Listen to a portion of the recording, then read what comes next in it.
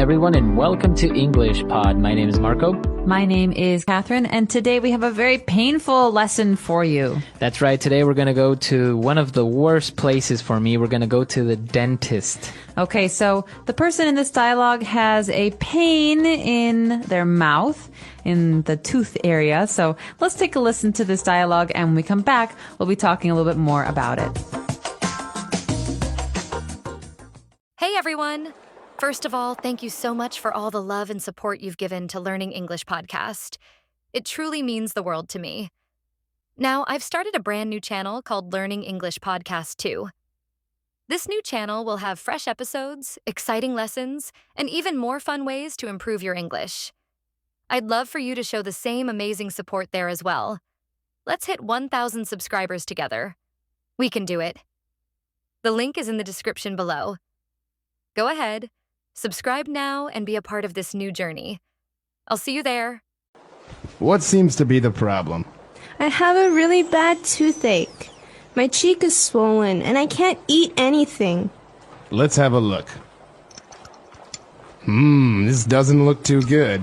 I think we may have to pull out your wisdom tooth.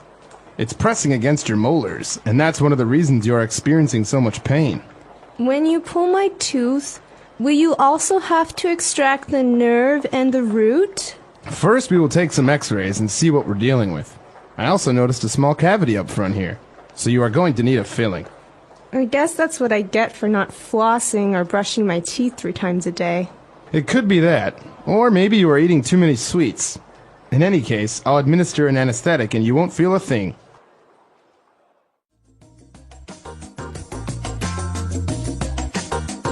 All right, we're back, and obviously we're going to take a look at a lot of vocab related to going to the dentist and experiencing a little bit of pain. So let's take a look at that in Language Takeaway. Language takeaway. Okay, first up in Language Takeaway today, we have the root of the problem. It's a toothache. That's right, we have a really bad toothache. Okay, well, ache means pain or soreness, and tooth is your tooth. So I could say, oh gosh, I have a really bad toothache. That's right, that means your tooth or your teeth hurt. And basically, you can combine it like a stomach ache or headache. Backache. That's right. So usually when you have a toothache, you experience different symptoms. Different things happen to you. What's one of these things, Marco? Well, in this case, the girl had a swollen cheek. Her cheek is swollen. Ouch. So the cheek is the side of the face. It's usually where it's a little bit pink. And when your cheek is swollen, it looks puffy. It looks bigger than normal. That's right. So, for example, sometimes you fall and you hurt your finger and it'll get fat, it'll get puffy, as you say. It's swollen. That's right. So anything can be swollen, really. When you hit your toe on something hard and your toe later gets bigger, it's swollen. That's right. So obviously her cheek is swollen and she has a toothache because apparently her wisdom teeth or her wisdom tooth is coming out. All right, so wisdom teeth are special teeth. I don't know if they actually have anything to do with wisdom, which means being smart. To be wise. But wisdom teeth are those 4 teeth in the very, very, very back of your mouth. That's right. So these are the last teeth that come in or the last teeth that grow in your mouth. So I think usually you're 18 or 20 when they come in. That's right. A lot of people experience these when they're older. Maybe that's why they call them wisdom teeth, because you're older and you're wiser. I had them when I was about 14, 13. Oh, really? So I was very young. But these come in the very back. They're the furthest away from your lips. Okay, very good. So when they come in, sometimes there's not enough space, and so they start to press against the other teeth in your mouth, specifically against your molars. So molars are other teeth. These are also in the back of your mouth.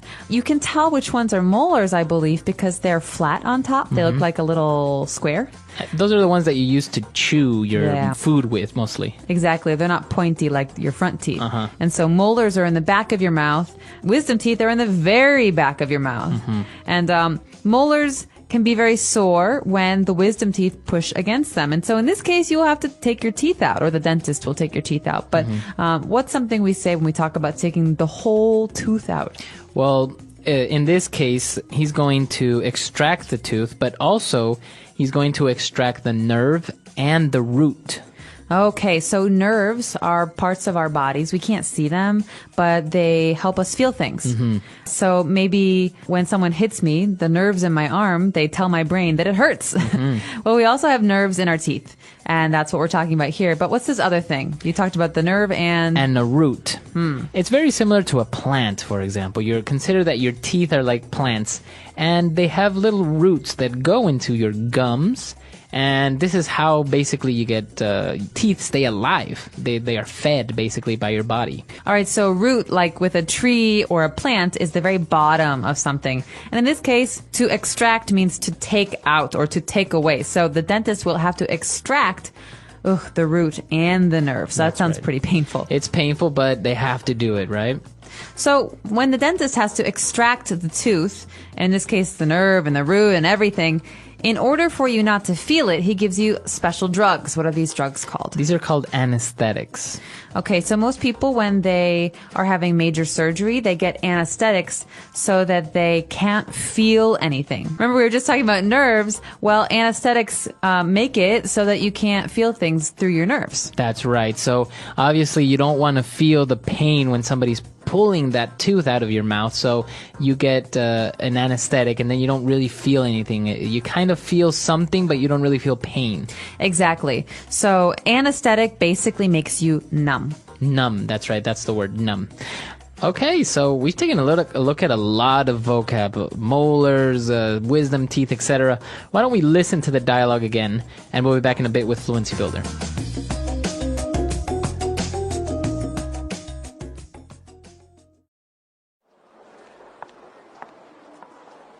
What seems to be the problem? I have a really bad toothache. My cheek is swollen and I can't eat anything. Let's have a look. This doesn't look too good. I think we may have to pull out your wisdom tooth. It's pressing against your molars, and that's one of the reasons you're experiencing so much pain. When you pull my tooth, will you also have to extract the nerve and the root? First, we will take some x-rays and see what we're dealing with. I also noticed a small cavity up front here, so you are going to need a filling. I guess that's what I get for not flossing or brushing my teeth 3 times a day. It could be that, or maybe you are eating too many sweets. In any case, I'll administer an anesthetic and you won't feel a thing. All right, so the topic of today's lesson is toothache, but it's also basically about learning that you will have to have your tooth taken out. So to say this, we say to pull out a tooth. Okay, so that's what the dentist said. I think we may have to pull out your wisdom tooth. Not good news. Okay, so to pull out means to extract. So just remember here, this is a phrase that has pull out. Out would be the preposition here. We wouldn't say pull off or pull at. We'd say pull out. Like, for example, you can pull out a hair or your hair. Exactly. Okay. So we're pulling out the wisdom tooth, and the dentist first wants to take some x-rays to see what we're dealing with. Okay, so to deal with something means to work on it or to have something to do with. And so in this case, the dentist wants to know, is this serious? What are we dealing with here? That's right. And so he's trying to judge the situation. So maybe what would be another scenario or another situation where you would say, I have to see what we're dealing with? Well, in the case of the weather and the newsmen who report about the weather, maybe they see that a storm is coming, but they have to look at the radars and the computer screens to see what they're dealing with. Is it a serious storm or is it a very weak storm? They have to evaluate. That's right. Okay, very good. And so we're going to see what we're dealing with. And then the girl, I think, knows that she hasn't really taken good care of her teeth. And so she says, I guess that's what I get for not flossing or brushing my teeth. So that's what you get, or that's what I get. Here, the pronoun changes I, you, he. That's what I get for not taking care of myself. This means it's my fault. I deserved it. I deserve this thing. So I could say, Marco, that's what you get for not doing your homework. You got a bad grade on your test. That's right. So it's basically a way of saying, that's what you deserve. That's the consequence for your actions. Exactly. Okay. And what about our last phrase? Well, this is something that I hate to hear from doctors and dentists because usually it's a lie. A dentist will say before he gives you a shot or before he takes your tooth out, you won't feel a thing. That's right. So he's basically saying you're not going to feel any pain. But why do we say you won't feel a thing instead of you won't feel anything? It's just a set phrase. It's something we say. I would remember it like this because it's more likely to be said in this way. You won't feel a thing. I think it basically means not even one little thing. You're not going to feel that. So, Right. For example, I'm about to fix someone's back, you know, when you have to pull them and make their back feel better. I say, you won't feel a thing. And you Right. fix their back. Okay. So you won't feel a thing or you won't feel anything. Both are correct, but I think it's more common to hear you won't feel a thing. Okay, so why don't we go back? Let's take one last look at our dialogue and we'll be back in a bit.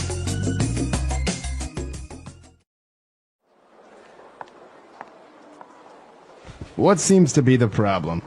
I have a really bad toothache. My cheek is swollen and I can't eat anything. Let's have a look. This doesn't look too good. I think we may have to pull out your wisdom tooth. It's pressing against your molars, and that's one of the reasons you're experiencing so much pain. When you pull my tooth, will you also have to extract the nerve and the root? First, we will take some x-rays and see what we're dealing with. I also noticed a small cavity up front here, so you are going to need a filling. I guess that's what I get for not flossing or brushing my teeth 3 times a day. It could be that, or maybe you are eating too many sweets. In any case, I'll administer an anesthetic and you won't feel a thing. All right, so talking about dentists and talking about wisdom teeth, you say that you still have all 4 wisdom teeth. I do. They're all still back there. So you didn't need to have them taken out or pulled. No, as my dentist likes to say, I have a big mouth, which in English has 2 meanings. A big mouth is not just a large mouth, but also it means you like to talk a lot. Right. So, but did you ever have braces, for example, when you were a kid? Yes. Oh, you had braces. I had a retainer, which is a device that you, it looks like a line across your teeth, and you put it in usually at night, but sometimes during the day, and it makes some space in your mouth. But I also had braces after that. I hated braces. I had them for 2 years. Why did you hate braces? Because they're uncomfortable. Well, they don't look very good, especially when you're a 13-year-old girl, and you want to look cute, and you have this big metal thing in your mouth. That's right. Did you have braces? No, I never had braces. Actually, it was kind of, for a while, I think a lot of people thought it was cool to have braces. I did not grow up where you grew up. Really? It was not cool where I grew up. I don't know. I think, or it gets to a point where in certain parts, I guess my school was filled with kids that had braces. So I guess everyone just had really bad teeth. So obviously the people that didn't have braces kind of were left aside. So you're like, oh, I want braces. I want to be part of the group. Kind of like sometimes I wish I had glasses, but because everyone I know has glasses. Really? But, yeah. If you have good vision, though. Yeah, it sucks to be perfect, right? Well, this is a really interesting topic, and going to the dentist is always complicated. Maybe some of our listeners are dentists themselves, or they have some stories that they can share with us. Please let us know what you're thinking and share your dentist stories with us on EnglishPod.com. We'll be waiting for you there. All right, we'll see you guys then. Bye.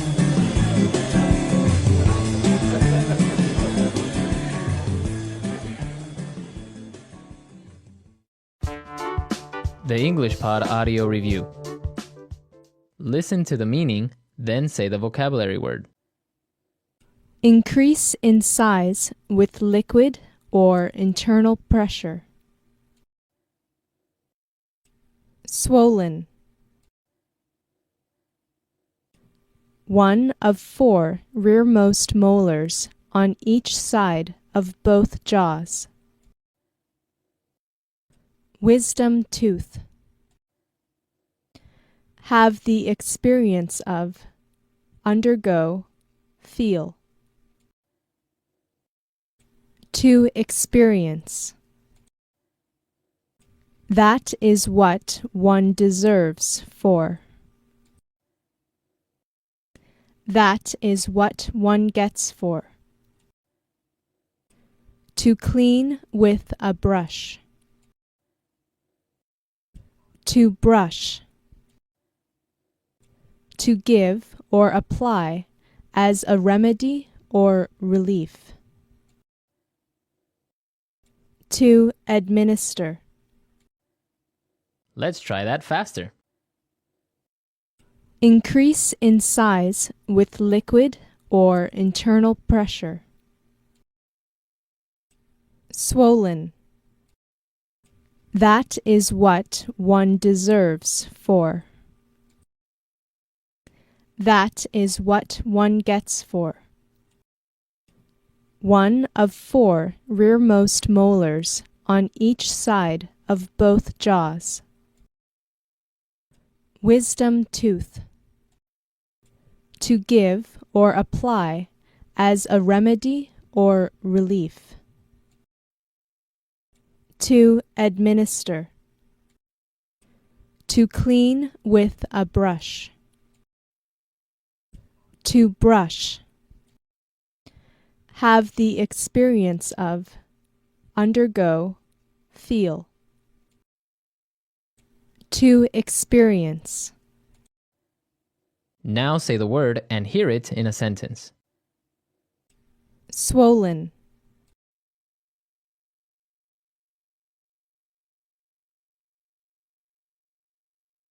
I got a mosquito bite on my arm, and now it's swollen. Swollen.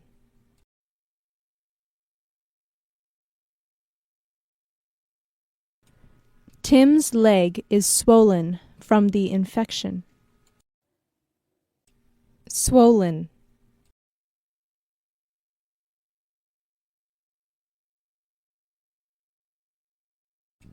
Someone punched him yesterday, so his lip is slightly swollen. Wisdom tooth.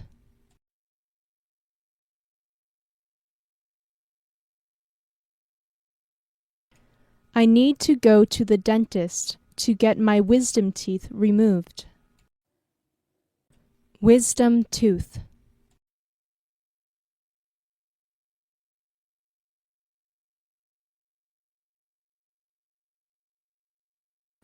My wisdom tooth is really annoying me.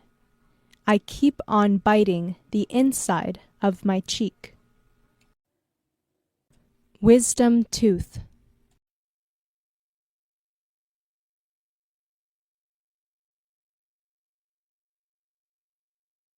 She couldn't eat for a few days after the dentist pulled her wisdom teeth. To experience.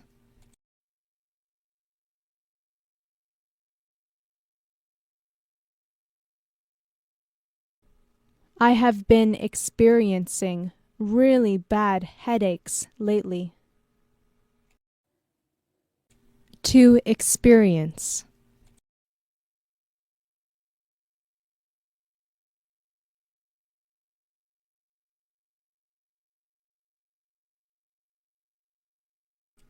Your chair is broken. That must be the reason why you have been experiencing so much discomfort. To experience.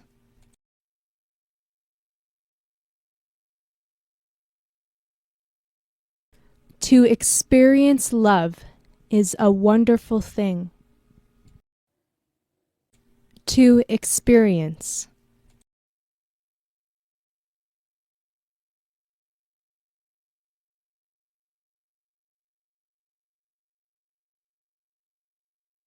I'm falling asleep at my desk. I guess that's what I get for staying up to watch the World Cup. To experience.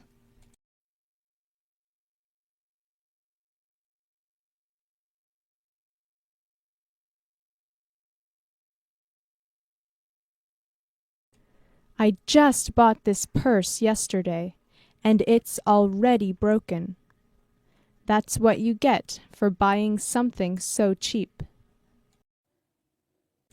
To experience.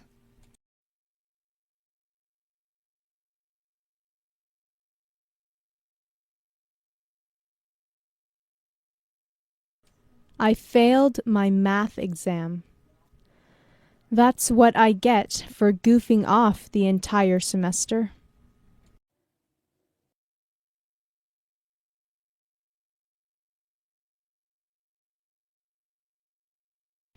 It is important to brush your teeth at least 2 times a day.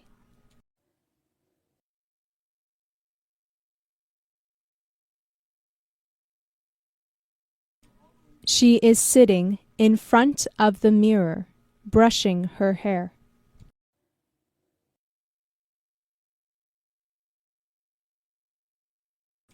He brushed the breadcrumbs off the table.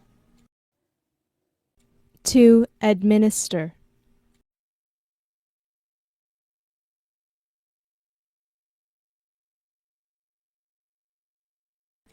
The doctor administered some painkillers to me after my operation. To administer.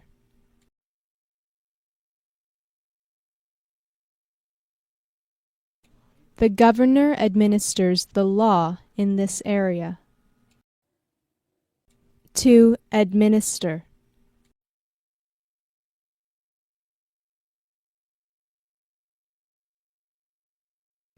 It is important for the government to administer justice. Hello, English learners. Welcome back to English Pod. My name is Marco. And I'm Erica. And today we have another romantic lesson. Kind of romantic. A little romantic. We got a boyfriend and a girlfriend, and they're apologizing to each other. Okay, so it's a very common situation, and we're going to be talking about love. We're also going to talk about different pet names that are commonly used in English. That are used with your boyfriend or girlfriend. Okay, very good. So let's listen to this dialogue for the first time and see what's happening with our couple. Hey everyone! First of all, thank you so much for all the love and support you've given to Learning English podcast. It truly means the world to me. Now, I've started a brand new channel called Learning English Podcast 2. This new channel will have fresh episodes, exciting lessons, and even more fun ways to improve your English. I'd love for you to show the same amazing support there as well. Let's hit 1,000 subscribers together. We can do it. The link is in the description below. Go ahead, subscribe now, and be a part of this new journey. I'll see you there. Can we talk? Sure, honey. We're talking now, aren't we? You know what I mean. Yeah, I know. I want to know where this relationship is going. I'm in love with you, and I need to know... You know, I think you're awesome. I'm awesome. Well, I guess that's my answer, isn't it? Honey.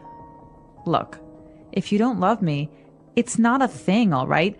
We've had our laughs, but I don't appreciate... Well, maybe it's just time we... Baby, I love you so much. You do? I love you, and I think you're awesome. Oh, I love you too. Come on, put the gun down. Oh, baby. I'm so sorry.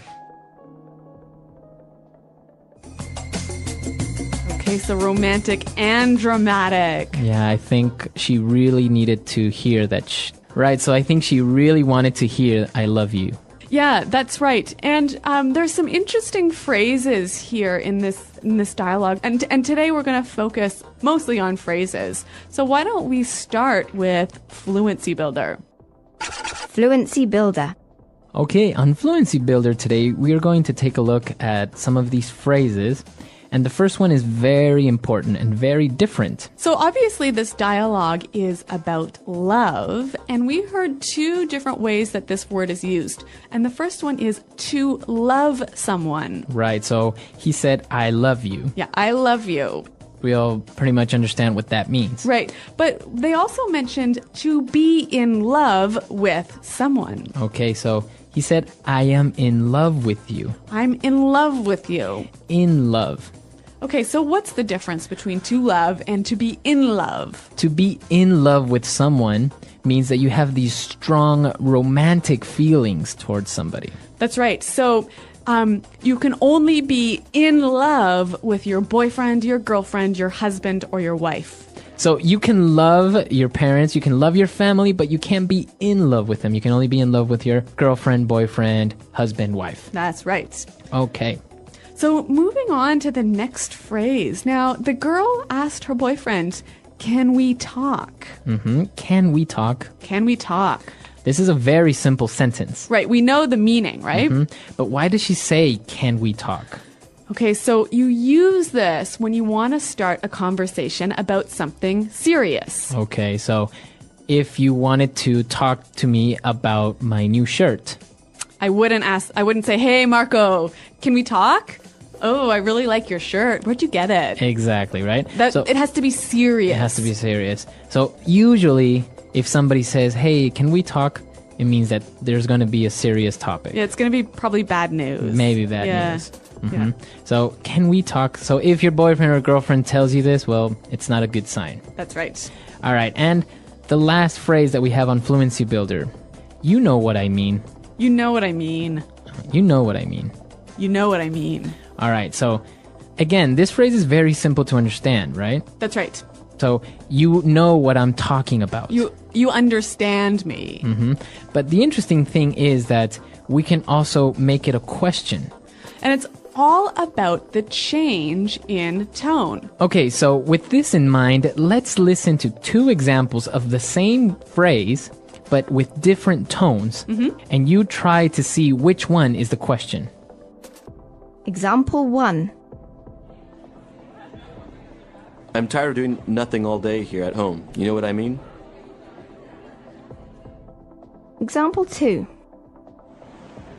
Come on, Charles. You know what I mean when I say that I don't like your friends. Example 3. I hate this class. It's so boring and tedious. You know what I mean? All right, so we heard the examples and, well, maybe you guessed it right. The second example was the question. That's right. You know what I mean?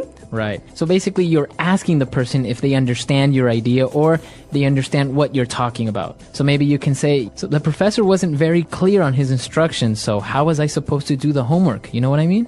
So you're asking me to confirm that I understand you. My idea. You understand what I'm saying. Yeah. Okay, and if it was a statement, I might say, hey, I don't like going to your mom's house. So I would say, what? What do you mean? Why? You know what I mean. Right. So I perfectly understand or know the reasons why you don't like going to my mom's house. I don't have to tell you. You know what I mean. All right. Very good. So you know what I mean. Great. So we've taken a look at these 4 phrases. They're very simple, but the way that you use them gives them different meanings. That's right. All right. So let's listen to our dialogue for the second time. Let's slow it down a little bit, and then we'll come back and look at some more phrases.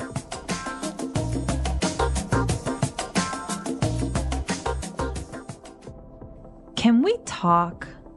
Sure, honey. We're talking now, aren't we? You know what I mean. Yeah, I know. I want to know where this relationship is going.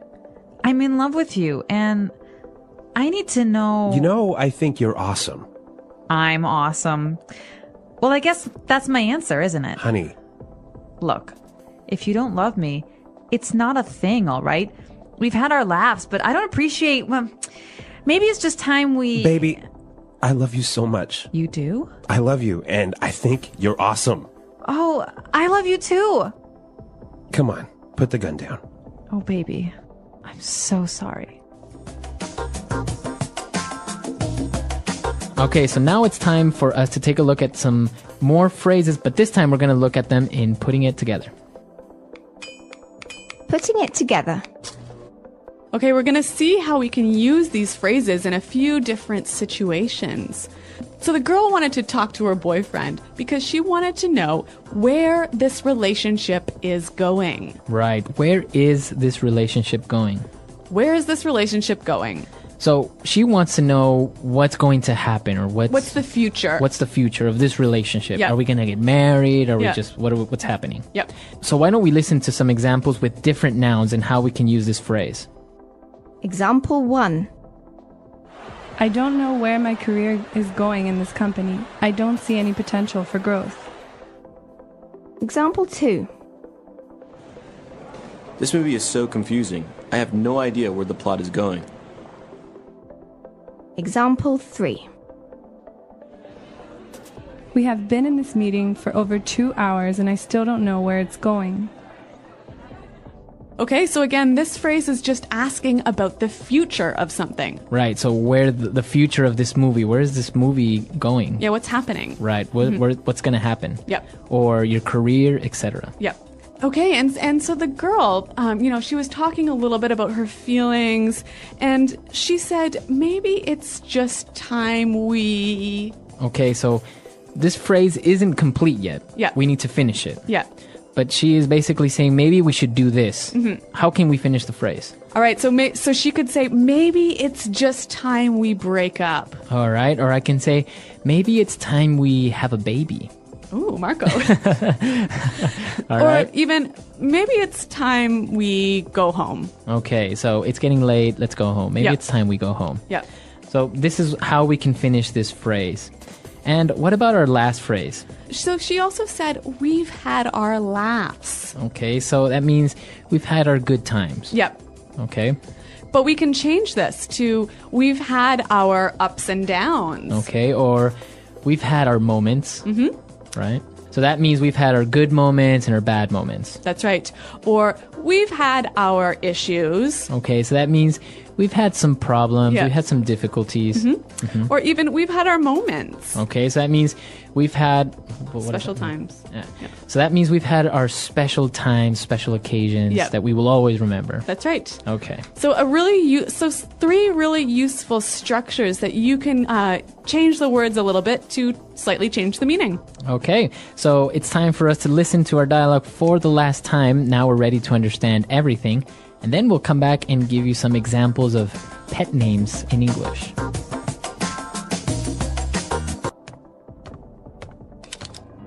Can we talk? Sure, honey. We're talking now, aren't we? You know what I mean. Yeah, I know. I want to know where this relationship is going. I'm in love with you, and I need to know... You know, I think you're awesome. I'm awesome. Well, I guess that's my answer, isn't it? Honey. Look, if you don't love me, it's not a thing, all right? We've had our laughs, but I don't appreciate... Well, maybe it's just time we... Baby, I love you so much. You do? I love you, and I think you're awesome. Oh, I love you too. Come on, put the gun down. Oh, baby. I'm so sorry.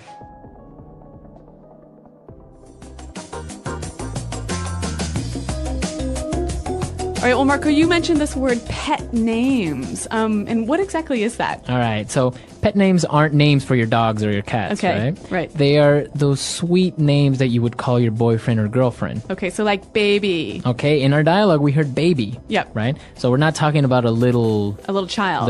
no. Yep. This is usually how you would call maybe your girlfriend or boyfriend, baby. Or honey. Honey, right? Yep. Hey, honey, or honey, I'm home. Yep. Right? But we also have other ones like sweetheart. Or Darling. darling. Yeah. Or what about sweetie? Or cutie. Cutie. Oh. So some of these phrases can be a little bit like cheesy, maybe A little, like a little too sweet. too much. Yeah. Like smookums. Snookums. Snookums. Like snookums. Okay. Or honey bunny. Oh, yeah. We also have sweetie pie. Yep. Yeah. And some of them will make some up, right? Maybe they'll call their boyfriend Pooh Bear. Oh, yeah. Right? Yeah. Like, like Winnie the Pooh, Yeah. Pooh Bear. I heard dumpling is a common one. Also, it could be, you can make up your own phrase. You can make up your own pet names, right? Yeah. So I want to hear from our listeners. Are there any common pet names in your language? I know that in Spanish, we sometimes call we can sometimes call our girlfriend gorda, which Okay. actually means fat. But it's not in a bad way. Really? It's a sweet way of calling your girlfriend. So. And I know in French you can say ma puce, which basically means my flea. Apologizing. The importance of apologizing. Apologizing is an important part of communication and relationships. Everyone makes mistakes, and sometimes our words or actions hurt others. When this happens, saying sorry helps to repair the situation. An apology shows that we understand what we did wrong, and that we care about the other person's feelings. Without apologies, misunderstandings and conflicts can grow. making relationships weaker. A sincere apology can bring people closer together. When someone apologizes, it shows that they take responsibility for their actions.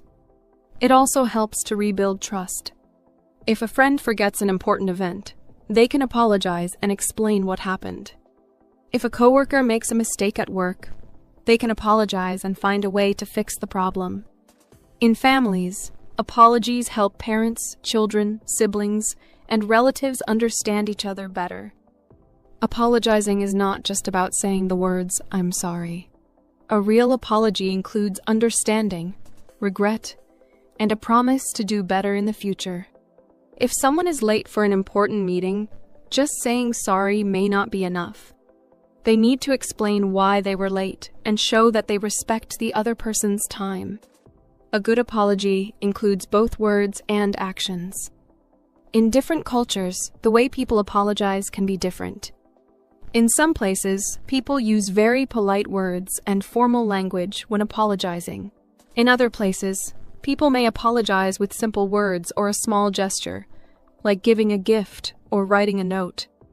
No matter the culture, the meaning of an apology is the same. It is a way to show respect and care for others. For English learners, knowing how to apologize in different situations is very useful. There are many ways to say sorry, from formal expressions, like "I sincerely apologize," to casual ones, like "I'm really sorry." Learning how to apologize correctly helps in daily conversations, professional settings, and personal relationships. It makes communication smoother and helps avoid misunderstandings. A true apology is powerful. It can turn anger into understanding and repair broken relationships. When people apologize sincerely, they create a more positive and respectful environment. Whether in friendships, families, workplaces, or social situations, the ability to apologize well is an important skill for everyone. How to apologize sincerely. Apologizing is more than just saying the words, "I'm sorry." A sincere apology has several important parts. The first step is understanding what went wrong. Before apologizing, it is important to think about the situation. What happened? Why is the other person upset? If we do not understand our mistake, our apology may not feel real. A person who apologizes without understanding their mistake may sound insincere.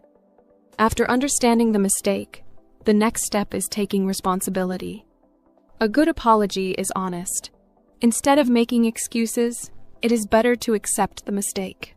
For example, if someone forgot to call a friend on their birthday, they should not say, "I was busy," but "You should have reminded me."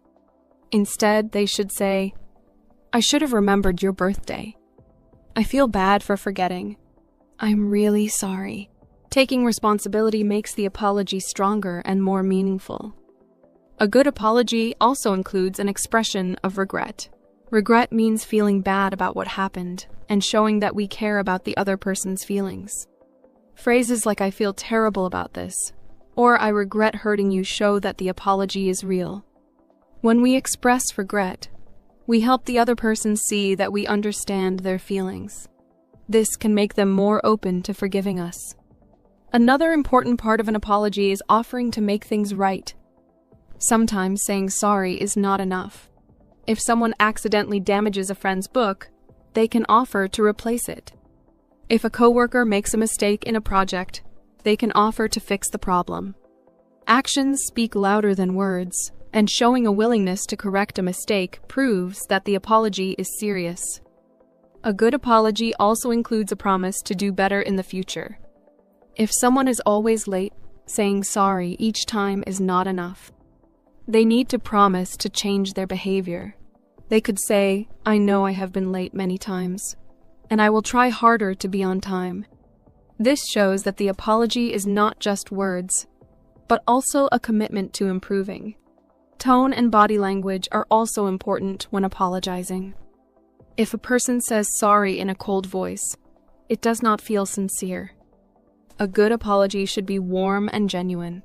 Making eye contact, speaking in a soft tone, and showing concern through facial expressions can make the apology more believable.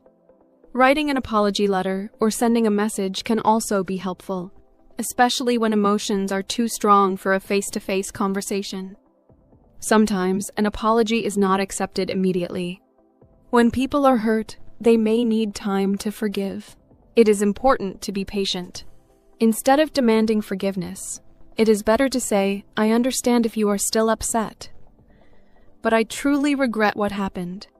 Giving the other person time and space can help them process their emotions and eventually accept the apology. In some situations, people apologize even when they are not at fault, just to maintain peace. This is common in workplaces, friendships, and relationships. However, apologizing should always be genuine. Saying sorry when we have not done anything wrong can sometimes create confusion or make us feel uncomfortable.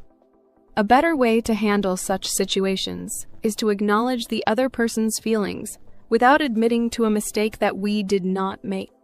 Apologizing is a skill that improves with practice. By learning different ways to say sorry and understanding when and how to apologize, people can build stronger, healthier relationships. A sincere apology does not just repair a mistake, it also shows kindness, responsibility, and emotional intelligence. Whether in personal or professional life, knowing how to apologize well is an important part of effective communication. Apologizing between a boyfriend and a girlfriend. In romantic relationships, misunderstandings and mistakes happen. Even in the strongest relationships, couples argue, disagree, or accidentally hurt each other. Apologizing is an important part of maintaining a healthy and loving relationship. When a boyfriend and a girlfriend apologize to each other, it is not just about saying "I'm sorry," but about understanding, trust, and emotional connection. In a relationship, emotions are often strong. When one person makes a mistake, the other might feel hurt, disappointed, or even angry. This is why apologizing in a romantic relationship can be more difficult than apologizing to a friend or a coworker. The apology needs to show care, love, and a real effort to make things better. Simply saying "I'm sorry" without showing true regret may not be enough. One of the most important things in a relationship is communication. When a boyfriend and a girlfriend have a problem, they need to talk about it openly. Instead of just apologizing quickly to end an argument, they should take time to discuss what went wrong. Listening is just as important as speaking. If one person is hurt, the other should listen carefully and try to understand their feelings before apologizing. The words used in an apology matter. Saying "I'm sorry you feel that way" is not a real apology because it does not take responsibility. A better way to apologize is to say, "I realize that what I did hurt you, and I feel terrible about it. I never wanted to make you feel this way." This kind of apology shows understanding and care. It helps the other person feel heard and respected. Sometimes, actions are more powerful than words. In relationships, small gestures can help show sincerity. If a boyfriend forgets an important date, he can apologize and then plan something special to make it up. If a girlfriend says something hurtful, she can not only apologize, but also do something kind to show she truly cares. These actions help rebuild trust and strengthen the relationship. Apologizing should never be about winning or losing. Sometimes couples argue and both people feel hurt. In these situations, both should be willing to apologize. A relationship is not a competition. Both people should support each other. If only one person apologizes every time, the relationship can become unbalanced. Both partners should take responsibility for their actions and be willing to admit when they are wrong. Timing is also important. If one person is very upset, apologizing immediately may not work because emotions are too high. Giving the other person time to calm down can make the conversation more productive. A sincere apology given at the right time is more effective than a rushed apology given in the middle of an argument. Trust is an important part of any relationship. If one person keeps making the same mistake and apologizing without changing, their words lose meaning. A real apology should come with a promise to improve. For example, if a boyfriend always cancels plans at the last minute, he should not just say, "I'm sorry." He should also say, "I know I have done this before, and I will make sure it does not happen again." Showing that they are willing to change helps rebuild trust. In long-term relationships, small problems can become big issues if they are not addressed. This is why regular communication and sincere apologies are necessary. When couples apologize and forgive each other, they create a stronger bond. Apologizing does not mean weakness. It means caring about the relationship more than the argument. Love and respect are the foundation of a good relationship. Saying sorry is one way to show that love and respect. A sincere apology can heal wounds, bring people closer, and make the relationship even stronger. Every couple experiences challenges, but those who know how to apologize and forgive each other can build a relationship that lasts. The power of forgiveness and moving forward. Apologizing is only one part of the process. After an apology, the next step is forgiveness and moving forward. If an apology is sincere, it can help repair relationships, but forgiveness is what truly strengthens them. Holding on to anger, even after an apology, can create distance between people. Forgiveness does not mean forgetting the mistake or pretending it did not happen. It means choosing to let go of the pain and allowing the relationship to heal. Forgiving someone can be difficult, especially when the mistake is painful. Some apologies are easy to accept, like when a friend forgets to call or a coworker arrives late. But other mistakes, like betrayal, dishonesty, or repeated hurtful actions, are much harder to forgive. In these situations, time is necessary. The person who is hurt needs space to process their emotions before they can forgive. A forced or rushed forgiveness is not real and will not help the relationship in the long run. In a romantic relationship, forgiveness is especially important. Couples who stay together for a long time learn to forgive each other often. No one is perfect, and mistakes will happen. If a boyfriend and a girlfriend cannot forgive each other, small problems can turn into big ones. However, forgiveness should not be one-sided. If one person is always apologizing and the other never admits their mistakes, the relationship becomes unbalanced. Both people need to take responsibility when they are wrong. Trust plays a big role in forgiveness. If someone apologizes but keeps repeating the same mistake, their words lose meaning. Saying sorry is not enough if there is no change. If a girlfriend apologizes for not listening but continues to ignore her boyfriend's feelings, he may not believe her apologies anymore. If a boyfriend apologizes for breaking a promise but continues to do it, his girlfriend may feel like his words are empty. A real apology includes action. It means working to fix the problem so that it does not happen again. Forgiveness is also important in friendships. Friends argue, misunderstand each other, and sometimes say things they do not mean. A strong friendship is not one where no mistakes happen, but one where both people can apologize and forgive. Holding on to anger can destroy a friendship. A simple but sincere apology can bring two friends closer together. In families, forgiveness is also necessary. Parents and children, siblings, and relatives all have disagreements. Sometimes emotions are strong, and words are said in anger. Apologizing in a family can be difficult because people see each other every day, but an apology in a family can also be one of the most meaningful. It shows love and respect, even after a disagreement. A parent who apologizes to a child teaches them the importance of taking responsibility. A child who apologizes to their parents shows maturity. Forgiveness does not mean that everything goes back to normal immediately. Healing takes time. If someone is deeply hurt, they may need time to trust again.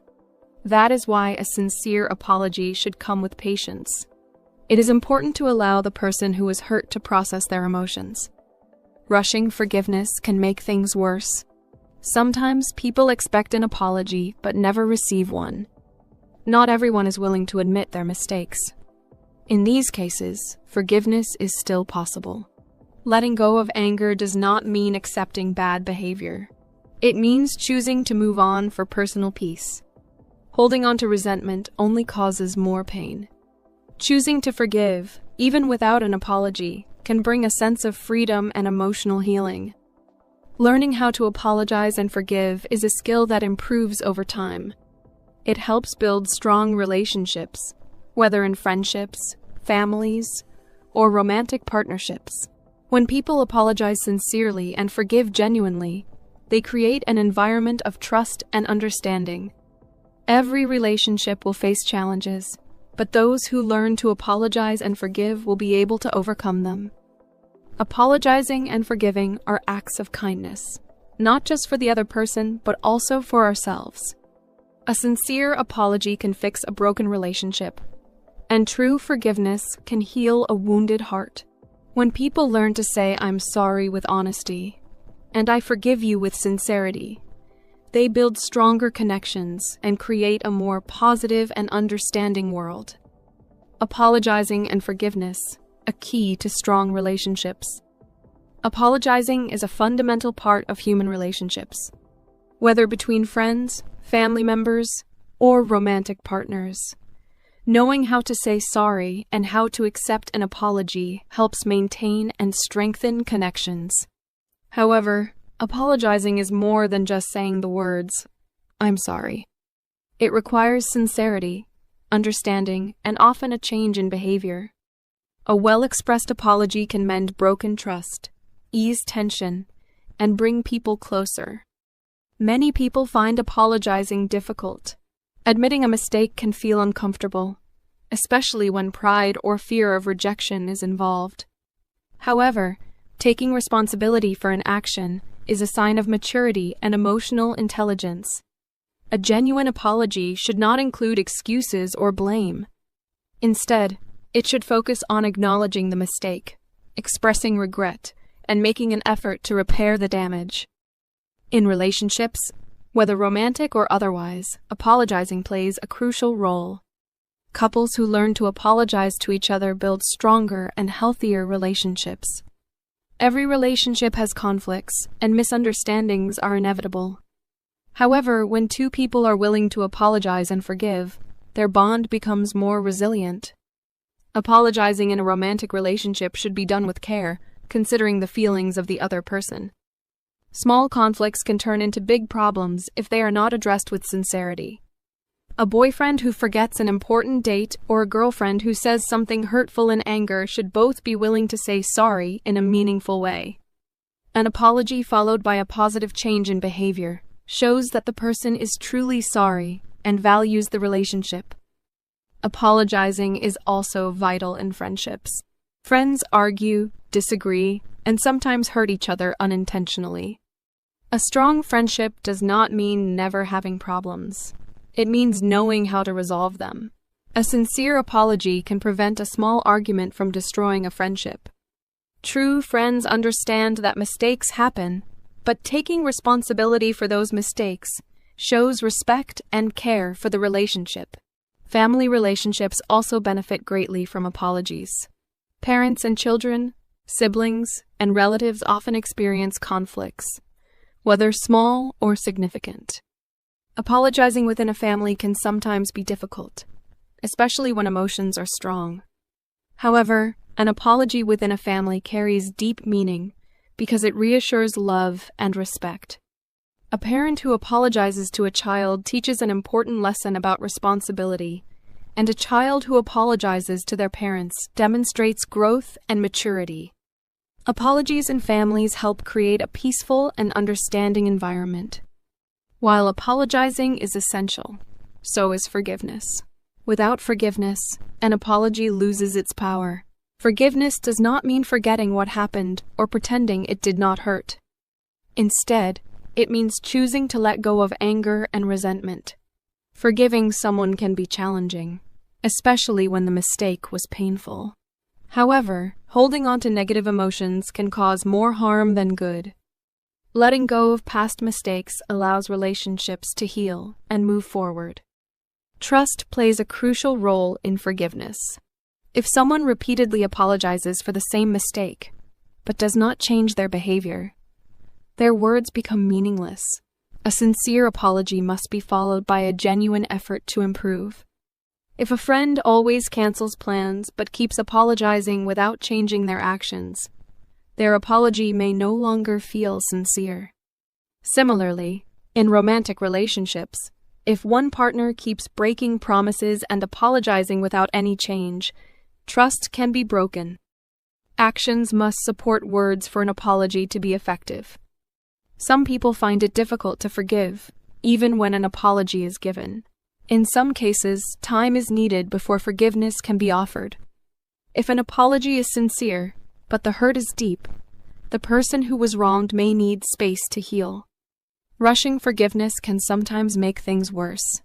It is important to allow emotions to settle before fully moving on. However, there are times when an apology is never given. Some people refuse to admit their mistakes, leaving the other person feeling hurt and frustrated. In these situations, forgiveness is still possible. Letting go of resentment does not mean accepting bad behavior, but rather choosing to move forward without allowing anger to control one's emotions. Forgiving without receiving an apology is a personal decision that brings inner peace. Apologizing and forgiveness are skills that improve over time. They help build strong relationships and create an environment of trust and understanding. Those who learn to apologize sincerely and forgive genuinely will have healthier, happier connections with others. In the end, both apologizing and forgiving are acts of kindness, not just for others, but for ourselves. A heartfelt apology can mend broken relationships, and true forgiveness can bring emotional healing. When people learn to say, "I'm sorry" with honesty, and "I forgive you" with sincerity, they build stronger connections and contribute to a more understanding and compassionate world. The English Pod Audio Review. Listen to the meaning, then say the vocabulary word. End a relationship with someone. Dump someone. Hurt someone's feelings very badly. Hurt someone emotionally. Break someone's heart. Honest, emotional talk. A heart-to-heart. Former boyfriend, girlfriend, husband or wife. Ex. A person who you are in a long-term relationship with. Partner. Phrase used if one must talk about serious things. Can we talk? What stage this relationship is in. Where this relationship is going. Feel strong romantic affection for someone. In love with. Amazing, great. Awesome. We have experienced our happy days. We have had our laughs. Don't like. Don't appreciate. Have strong affection to someone. Love. Perhaps it is time for us to do something. Maybe it is time that we. Let's try that faster. End a relationship with someone. Dump someone. We have experienced our happy days. We have had our laughs. Former boyfriend, girlfriend, husband or wife. Ex. Phrase used if one must talk about serious things. Can we talk? Have strong affection to someone. Love. Amazing. Great. Awesome. Feel strong romantic affection for someone. In love with. What stage this relationship is in. Where this relationship is going. A person who you are in a long-term relationship with. Partner. Honest, emotional talk. A heart-to-heart. Don't like. Don't appreciate. Perhaps it is time for us to do something. Maybe it is time that we. Hurt someone's feelings very badly. Hurt someone emotionally. Break someone's heart. Now say the word and hear it in a sentence. Can we talk? I've got something really important to tell you. Can we talk? Can we talk?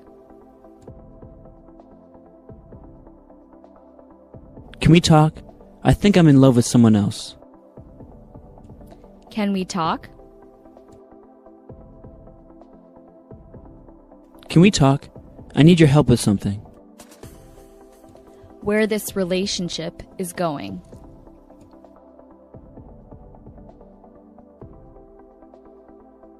We fight every day. I don't know where this relationship is going. Where this relationship is going.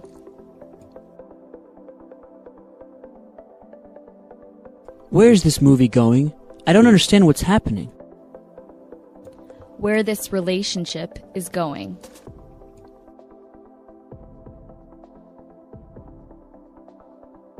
You want to do what? Where are you going with this conversation? We have had our laughs.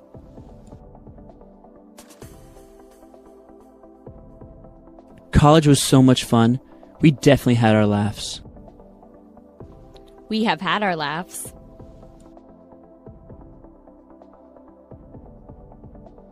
She has her moments, but for the most part, she's a really nice girl. We have had our laughs. You had your fun. Now it's time to go to sleep. Maybe it is time that we. It's 2 o'clock in the afternoon. Maybe it's time we have some lunch? Maybe it is time that we.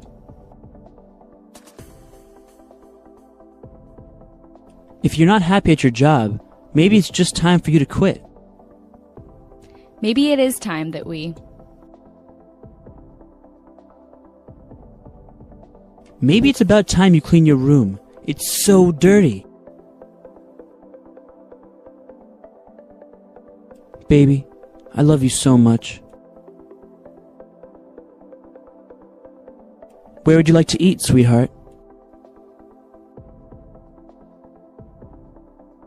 Darling, you look absolutely beautiful.